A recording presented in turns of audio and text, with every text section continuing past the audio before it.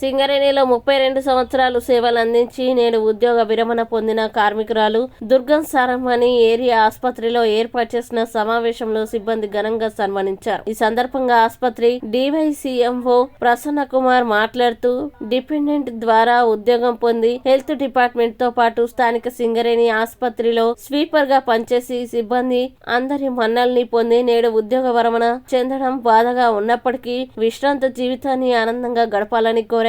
జీవితంలో ఎన్నో ఒడిదుడుకులు ఎదుర్కొని తన పిల్లల జీవితాల్ని ఉన్నత స్థానాల్లో నిలబెట్టడం గర్వించదగ్గ విషయం అన్నారు. అనంతరం సిబ్బంది శాల్వాలతో ఘనంగా సత్కరించారు. ఈ కార్యక్రమంలో డాక్టర్ ప్రభాకర్, ఏఐటియుసి ఫిట్ సెక్రటరీ నాగేంద్ర భట్, మార్టిన్, విజయలక్ష్మి, వైద్యులు, సిబ్బంది తదితరులు పాల్గొన్నారు.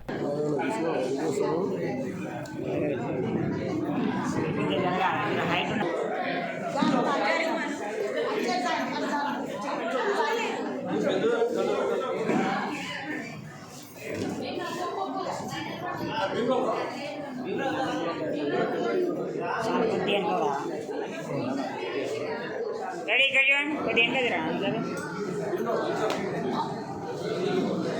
రెడీ కడియాన్ అందరూ రెడీ స్మైల్ అమ్మా ఇక్కడ చూడమ్మా ఓకే సార్ దగ్గర ఉన్నాను రెడీ ఇక్కడ చూడండి అందరు ఇక్కడ చూడండి రెడీ అమ్మా ఇక్కడ చూడు ఓకే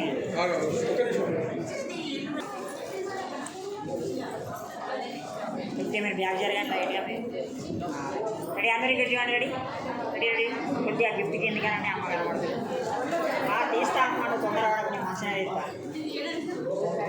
ఓకే రెడీ ఇక్కడ చూడండి రెడీ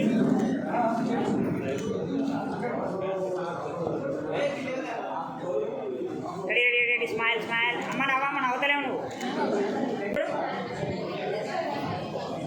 మేడం కూడా రమ్మనండి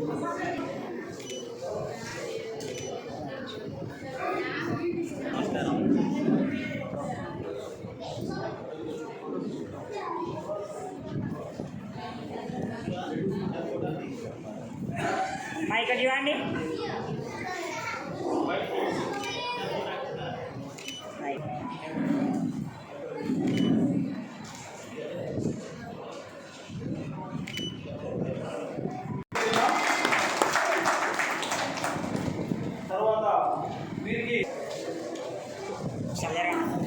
సరే ఇక్కడ చూడండి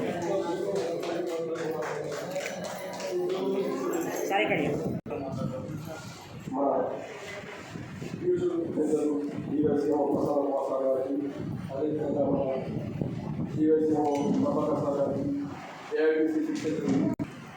మనం ఈరోజు గమనించాల్సిన విషయం ఏంటంటే హెల్త్ డిపార్ట్మెంట్ అయిపోయిన తర్వాత తీసుకుంటున్న రకరకాల ఉంచుకో మనం వచ్చిన వాళ్ళతో వీళ్ళతో నమస్తే గుడ్ మార్నింగ్ ఏమైనా చేసేవాళ్ళు వాళ్ళు వచ్చుకుని మంచిగా క్లీన్ అండ్ క్లీన్ చేసేవాళ్ళు దానికి క్రమంగా ఒకరి ముగ్గులకే ఇద్దరు అయితే ఇటు సారలతో సహా ఇంకొకరే ఉన్నారు. ఇంకా మరి పదవి విరమణ అనేటువంటిది అందరికీ తెలుసు. It is most quite common to everybody. అంటే గుర్తుపెట్టుకోవాల్సింది ఏంటంటే మనం ఈ పదవి విరమణప్పుడు గుర్తించేటువంటి విషయాన్ని నేను గుర్తు చేస్తున్నా ఏంటంటే మనం ఒక సంస్థలో పనిచేసినప్పుడు we are accountable to our respected company and company rules. మరి ఆ విషయాన్ని గుర్తు చేసుకోవాలి. ఎందుకంటే ప్రతి వాళ్ళు ఏమనుకుంటారంటే నేను వాడికి ఎందుకు చెప్పాలి, వీడికి ఎందుకు ఇచ్చేయాలి, ఆ కమ్యూనికేషన్ ఎందుకు మిస్ చేయాలి.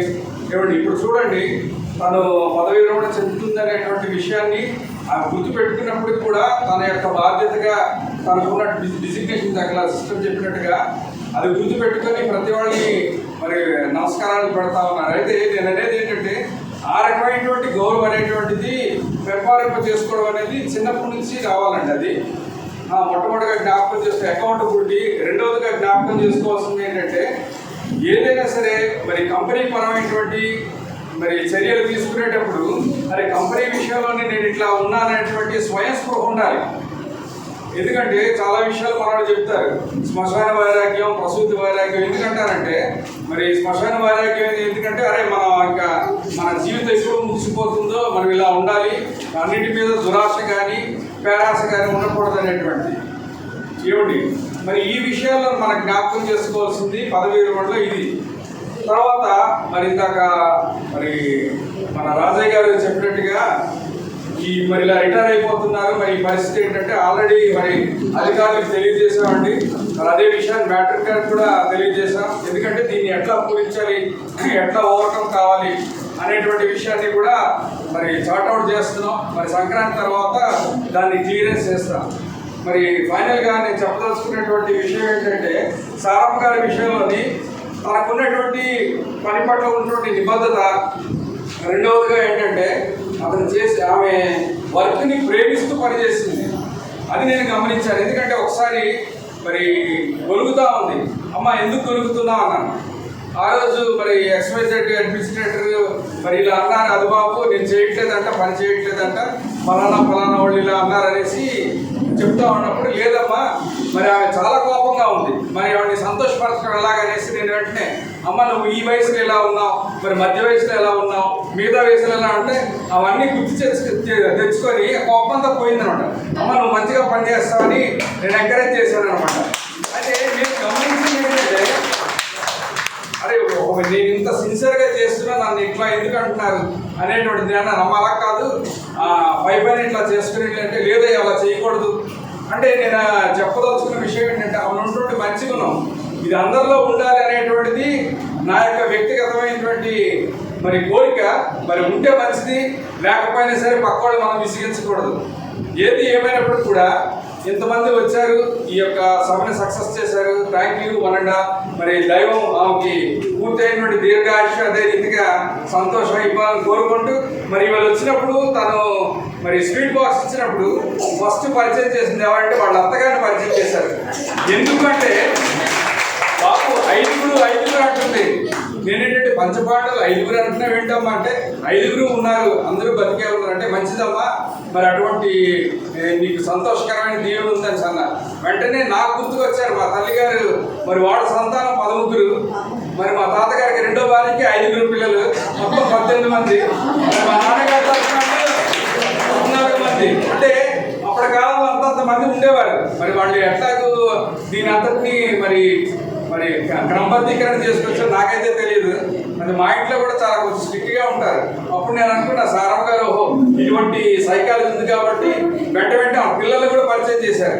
మరి చివరికి వాళ్ళ తాలూకా పాపని అందరినీ తీసుకొచ్చి ఫస్ట్ టైం అనమాట అండి, ఎవరైనా సరే రిటైర్మెంట్ అయిన వారిలో ఫస్ట్ అత్తలు పరిచయం చేసిన ఏకైక వ్యక్తి.